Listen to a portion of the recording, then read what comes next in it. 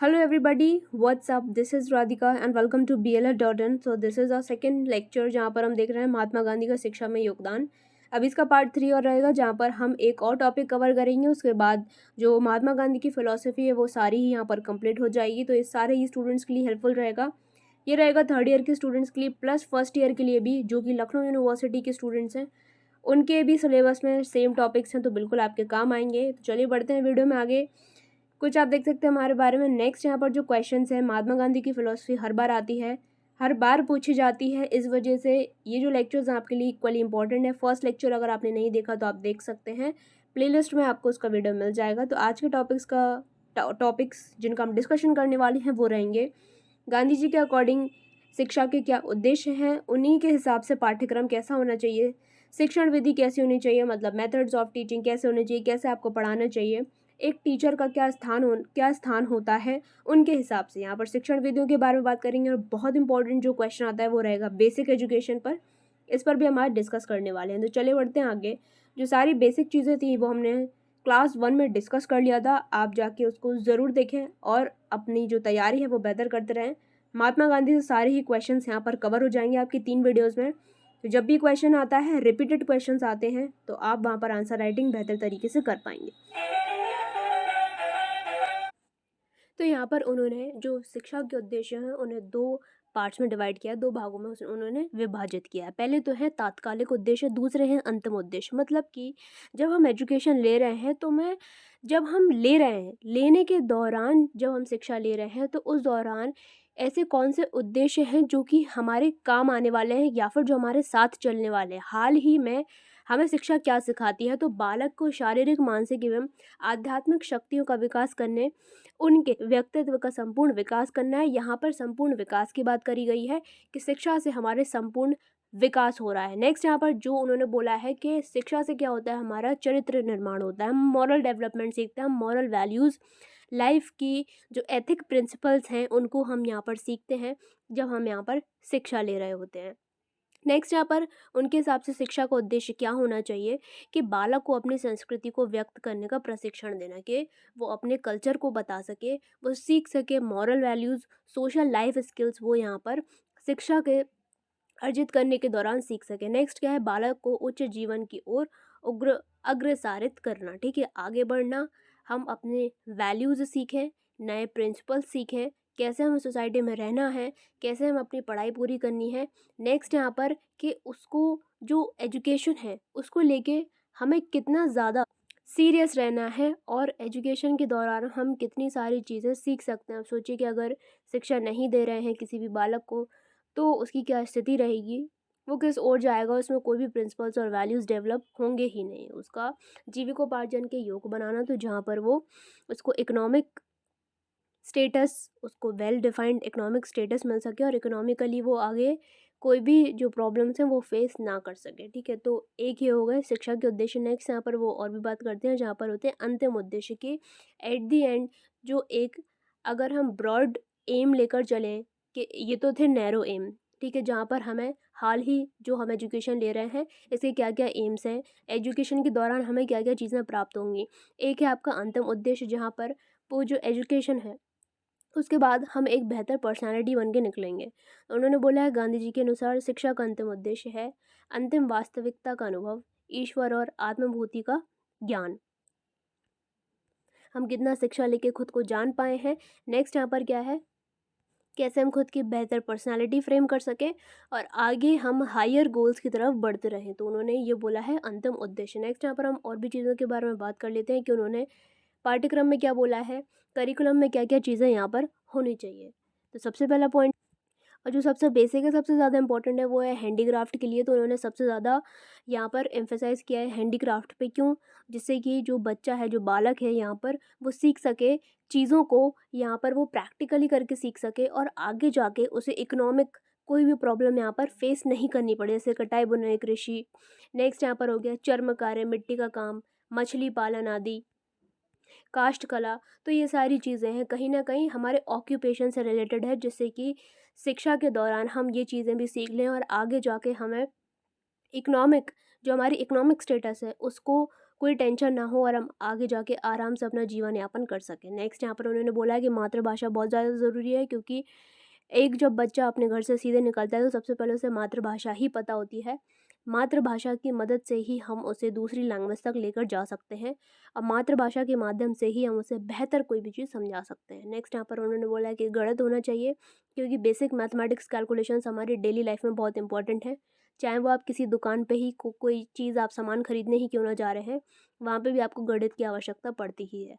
सामान्य विज्ञान के जितने भी यहाँ पर सब्जेक्ट्स इंक्लूड करते हैं वो सारी चीज़ें यहाँ पर इंक्लूड करी गई हैं। कला जहाँ पर ड्राइंग और संगीत होना चाहिए, हिंदी जहाँ ये मातृभाषा ना हो, तो जहाँ पर मातृभाषा हिंदी नहीं हो वहाँ पर उनको हिंदी भी पढ़ानी है, तो यहाँ पर ये लिखा है कि मातृभाषा में तो हमने अगर हमारी हिंदी है तो वो तो हमने सीख ही ली। सामाजिक अध्ययन होना चाहिए, इतिहास, भूगोल, नागरिक शास्त्र होना चाहिए जो हम आज भी पढ़ते हैं, और शारीरिक शिक्षा, फिजिकल एजुकेशन बहुत इंपॉर्टेंट है हमें फिट रखने के लिए, क्योंकि हम जब निरोगी रहेंगे तभी हम चीज़ों को बेहतर तरीके से सीख पाएंगे। यहाँ पर खेल कूद और व्यायाम उन्होंने इंक्लूड किया है। नेक्स्ट हम बात कर लेते हैं मेथड्स ऑफ टीचिंग। यहाँ पर एग्जामिनेशन में गाइस आता है कि महात्मा गांधी ने करिकुलम के ऊपर क्या कहा है, उन्होंने शिक्षण विधि के ऊपर क्या कहा है, उन्होंने जो टीचर हैं उनको कहाँ रखा है, क्या उनकी इंपॉर्टेंस दी है, तो इस तरीके से सारे क्वेश्चंस आते हैं। बेस्ट पार्ट ये है कि आप थोड़ा 2-4 पैराग्राफ भी अगर इसका पढ़ लेते हैं, जितना आपको पढ़ाया जा रहा है उसको समझ के भी आप अपनी लैंग्वेज में आराम से आंसर राइटिंग यहाँ पर कर सकते हैं। नेक्स्ट हम बात करते हैं शिक्षण विधि। तो मेथड्स ऑफ टीचिंग क्या होनी चाहिए। गांधी जी की शिक्षण विधि निम्नलिखित सिद्धांतों पर आधारित है। सबसे पहले है करके सीखना, प्रैक्टिकल यहाँ पर होने की बात हो रही है, अगर हम करेंगे तभी हम सीख पाएंगे। अनुभव द्वारा सीखना, ऑब्जर्वेशन, ठीक है, हम चीज़ों को ऑब्जर्व करेंगे। जब छोटे में बच्चा अपने पेरेंट्स को ऑब्जर्व करता है, अनुकरण की प्रक्रिया करता है, तभी वो चीज़ों को सीख पाता है। भाषा भी वो तभी सीखता है। सीखने के प्रक्रिया समन्वय, जहाँ पर जब भी हम लर्निंग की जो प्रक्रिया है वो कर रहे हैं, सीखने की जो प्रक्रिया यहाँ पर चल रही है उसमें कोरिलेशन होना चाहिए। हम 2 से 3 चीज़ों को आपस में रिलेट करके जब सीखते हैं तो हम बेहतर तरीके से यहाँ पर सीख पाते हैं। नेक्स्ट यहाँ पर वो क्या कहते हैं कि गांधी जी चाहते थे कि बालकों को वास्तविक परिस्थितियों में सिखाया जाए, मतलब नेचुरल एनवायरनमेंट में सिखाया जाए, बाहर मतलब उन्हें ओपन एनवायरनमेंट में यहाँ पर एजुकेशन दी जाए। इसके लिए वे किसी हस्तकौशल अथवा उद्योग कार्य, प्राकृतिक पर्यावरण या सामाजिक पर्यावरण को शिक्षा का केंद्र बनाते तथा समस्त ज्ञानमय क्रिया को उनके माध्यम से विकसित करने पर विशेष बल देते थे। तो काफ़ी इजी सी लैंग्वेज है, यहाँ पर आप समझ सकते हैं कि वो प्रैक्टिकल चीज़ों पे ज़्यादा फोकस करते थे। बच्चे प्रैक्टिकल करके हमेशा ज़्यादा जल्दी सीखते हैं देन आपके रट्टाफिकेशन से, ठीक है। तो ये आज भी चीज़ें नहीं होती, ज़्यादा भी प्रैक्टिकल की तरफ भी हम भी जा रहे हैं, क्योंकि आपने देखा होगा न्यू एजुकेशन पॉलिसी के बाद चीज़ें उसमें ज़्यादा बताई हैं कि आपको प्रैक्टिकल चीज़ों की तरफ यहाँ पर बढ़ना है। नेक्स्ट यहाँ पर बढ़ता है, ठीक, सो नेक्स्ट हम यहाँ पर बढ़ते हैं शिक्षक का स्थान। उन्होंने बोला है कि टीचर यहाँ पर कैसा होना चाहिए या फिर उसका क्या स्थान है।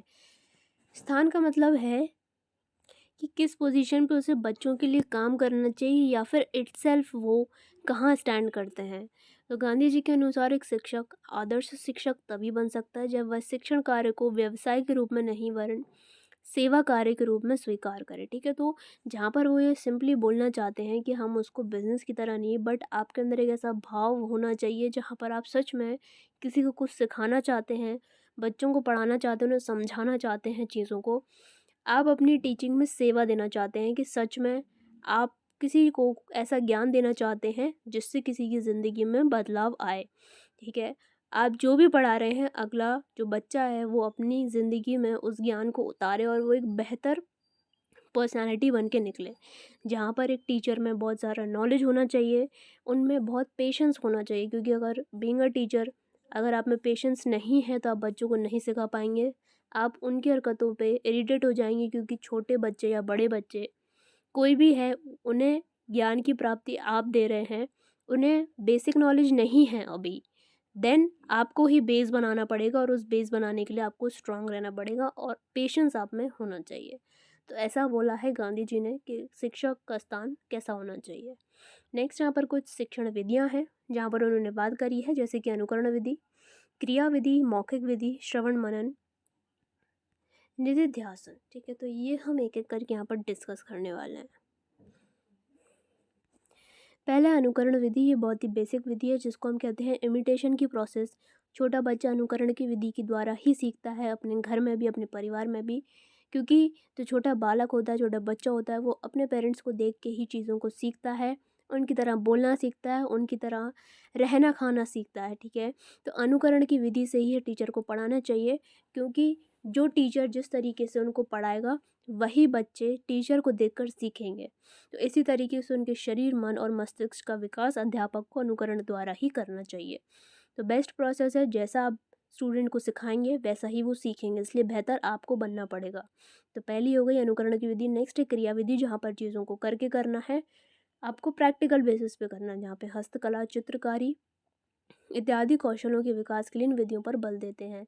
जहाँ पर आपकी हैंडीक्राफ्ट के बारे में बात हो गई, ठीक है, आर्ट एंड ड्राइंग्स के बारे में बात हो गई, तो करके सीखना है किसी भी चीज़ को। यहाँ पर हो गई है आपकी क्रिया विधि, जहाँ पर इस पे उन्होंने ज़्यादा एम्फेसाइज किया है, क्योंकि बच्चे इससे प्रैक्टिकल होते हैं और खुलते हैं।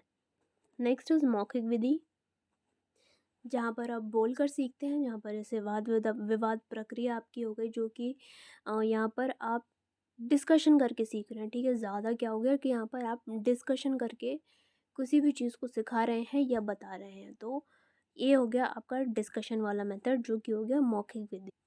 लास्ट वाली सबसे इम्पोर्टेंट विधि यहाँ पर बताई गई है, क्योंकि ये श्रवण, मनन और निधिध्यासन विधि है, जहाँ पर क्या है कि एक जो बच्चा है, सबसे पहले जो यहाँ पर आपके लैंग्वेज स्किल्स हैं, सबसे पहले जो होता है वो श्रवण होता है। किसी भी चीज़ को बच्चा सुन पा रहा है, ठीक है। यहाँ पर सबसे पहले वो सुन रहा है, श्रवण करता करता है अर्थात सुनता है, फिर उसमें मनन करता है, मतलब फिर उसमें वो चिंतन करता है, सोचता है।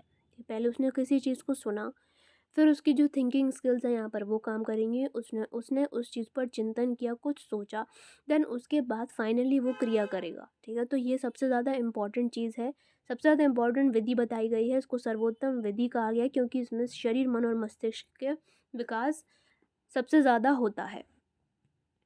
सबसे ज़्यादा सेंसेस आपके इसी विधि में इन्वॉल्व हो रहे हैं, जहाँ पर आपकी लिसनिंग भी हो रही है, फिर आपकी जो मेंटल प्रोसेस है, कॉग्निटिव जो आपका यहाँ पर प्रोसेस है वो भी चल रही है, आप मेंटली सोच रहे हैं, रीज़न आउट कर रहे हैं, एंड देन उसके बाद आप फाइनली यहाँ पर कुछ क्रिया कर रहे हैं, कुछ एक्शन करके दिखा रहे हैं, जहाँ पर आपको फाइनल रिजल्ट्स मिलेंगे। तो ये बहुत ही इंपॉर्टेंट एक विधि हो गई।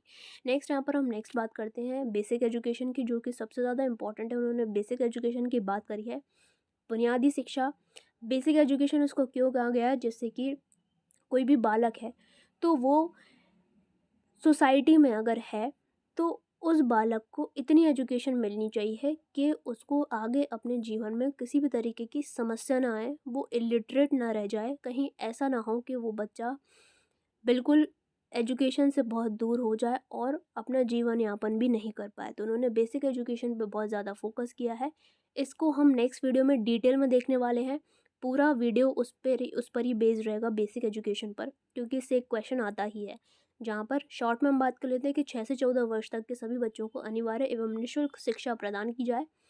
बुनियादी शिक्षा, जहाँ पर उन्होंने एम्फेसाइज़ किया है कि 6 से 14 वर्ष के जितने भी बच्चे हैं उनको निःशुल्क शिक्षा दी जाए। निःशुल्क इसलिए कि ऐसे माता पिता जो अपने बच्चों को स्कूल नहीं भेज पा रहे या फिर कोई फ़ीस नहीं दे पा रहे, तो उनको उनके बच्चों को भी यहाँ पर शिक्षा मिल सके। माध्यम आपका मातृभाषा होना चाहिए, क्योंकि मदर टंग एक ऐसा माध्यम है जिसके थ्रू बच्चा बहुत अच्छे से समझ सकता है चीज़ों को, क्योंकि आप उसको उसी की भाषा में समझा रहे हैं। विद्यार्थियों द्वारा निर्मित सामग्री का उपयोग उसको क्रय कर विद्यालय में उसका व्यय करना चाहिए। यहाँ पर जो भी आपके लर्निंग एड्स हैं, जो भी आपके लर्नर्स के लिए जितने भी लर्निंग एड्स हैं, उनका आपको यहाँ पर यूज़ करना चाहिए बेहतर। नेक्स्ट यहाँ पर क्या है कि वो संपूर्ण शिक्षण उन्हें हस्तकला और उद्योगों पर आधारित होनी चाहिए, जहाँ पर उन्होंने हैंडीक्राफ्ट्स को बहुत ज़्यादा इंपॉर्टेंस दी है। हैंडीक्राफ्ट होना चाहिए, आपका प्रैक्टिकल बेसिस पे एजुकेशन होना चाहिए, जिससे कि सीधी सी बात है कि वो अपना जीवन यापन कर सके और यहाँ पर इकोनॉमिकली वो आगे अपने लिए कुछ ना कुछ कर सके, इसलिए उन्होंने वोकेशनल एजुकेशन पे बहुत ज़्यादा फोकस किया है। तो ये था गाइस वीडियो, आई होप आपको समझ में आया होगा। नेक्स्ट यहाँ पर क्या है कि बीएलएड बुक्स अगर आपको चाहिए तो नीचे लिंक दिया है, यहाँ पर आप किसी भी यूनिवर्सिटी के लिए बुक्स ले सकते हैं। कोई भी डाउट होने पर आप नीचे इवन व्हाट्सएप नंबर पे भी हमको व्हाट्सएप कर सकते हैं। वीडियो अच्छा लगा हो गाइस तो बिल्कुल एक कर देना लाइक। जितने लोग नए हैं चैनल को सब्सक्राइब करके बेल बटन ज़रूर हिट कर लीजिए। सारे वीडियोस के नोटिफिकेशन आपको मिल जाएंगे। कौन सी क्लास आपको चाहिए, कौन से ईयर की चाहिए, ये नीचे आप लेकर बता दीजिए। हम क्लासेस के लिए प्लान कर रहे हैं, थोड़ा सा भी डिले हो रहा है, बट अभी विद इन अ डे और 2 चीज़ें रेगुलर हो जाएंगी और आपको क्लासेस भी मिलने लग जाएंगी। सो बिल्कुल नेक्स्ट सेशन हम करेंगे कल। मिलते हैं हमारे नेक्स्ट वीडियो में, till then take care, all the best and bye bye.